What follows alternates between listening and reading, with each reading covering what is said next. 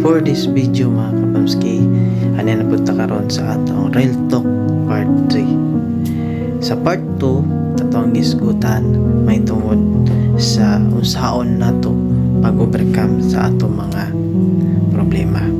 Karon mga kabamski, ato na pong hisgutan may tungod sa pagka-breadwinner. So, kinsay mga breadwinner diya, no? So, ang pagka-breadwinner, no, dili sayon mga kabamski, no? Dili gid siya sayon nga mahimutang breadwinner kay nga naman. So, halos sa ikaw tanan mo provide, no? Ikaw mo provide sa imong pamilya, ikaw mo provide sa imong mga pagmangkon, ikaw mo provide sa imong mga igsuon. Kana mga kabamski, no, na-experience ba na ninyo kinsa may mga breadwinner diri?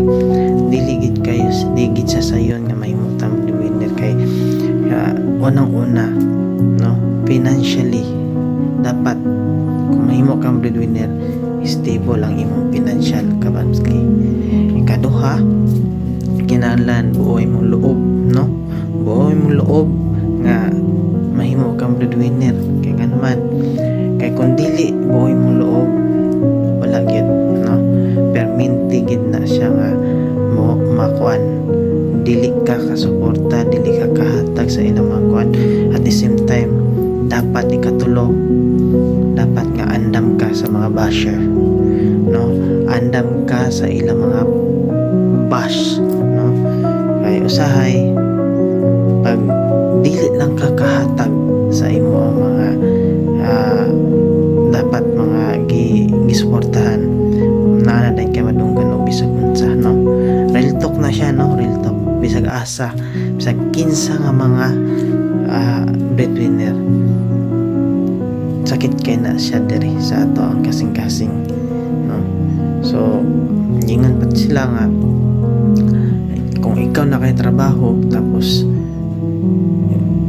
usap pud ka breadwinner, dali ra daw sa imo, pero moto na naon dili ba gid siya sayon, no. Yes, malipay gid ta nga makatabang gid ta, no, duwa man nato nagigiditan, no, makalipay ta, makatabang ta as a breadwinner, no. Pero ang usa lang akong gipangutan is kita ba as a breadwinner ginahon na pa bata nila, ginahon na po ba nila ang ato ang sakripisyo nga gihatag sa ilaha. So lisod kayo mga kabamski, no. So isa lang akong gikuan na is iampo lang gyud, no, even though bisag ka ng sakit siya, pero lami po sa kuan kasing-kasing nga makatabang ta. Pero dapat, no, usahay makatuon ta nga naabot tay limitation, na tay limitation sa ato ang paghatag. As a breadwinner, dapat mahimo ka nga ehemplo, as example, no, example, no. So dapat buhay mo loob. Ora na siya mga kabamski. Daghang salamat.